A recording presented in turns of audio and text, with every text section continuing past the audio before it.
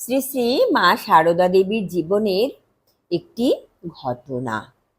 দেশরা নিবাসী বৃদ্ধ হরিদাস বৈরাগী বেহালা বাজাইয়া সুমধুর স্বরে হরিনাম, ব্রজলীলা, আগমনী ইত্যাদি গান করে।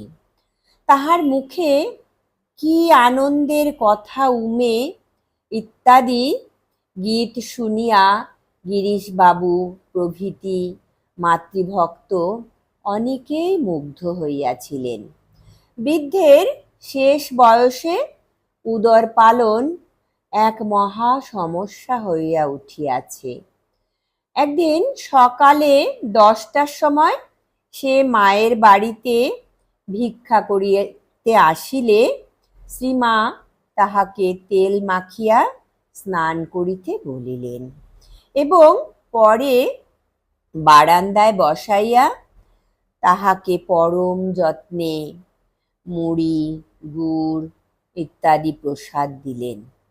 বৃদ্ধ মুড়ি খাইতেছে আর শ্রীমা পাশে বসিয়া গল্প করিতে করিতে পান সাজিতেছেন। তখন প্রথম মহাসমর চলিতেছে, 1914 থেকে 1800 খ্রিস্টাব্দ। সর্বত্র বস্ত্রের অভাব। বৃদ্ধ জানাইল যে তাহার পরিধেয় বস্ত্র নাই। শ্রীমা সকালে স্নানান্তে নিজের কাপড়খানি উঠোনে শুকাইতে দিয়াছিলেন।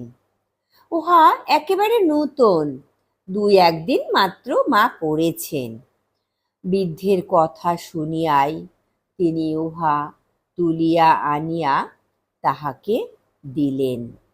হরিদাস মমতায় বিহ্বল হইয়া অশ্রুসিক্ত নয়নে সেই স্নেহের দান মাথা ঠেকাইয়া বিদায় লইল। জয় ঠাকুর, জয় মা, প্রণাম মাগো।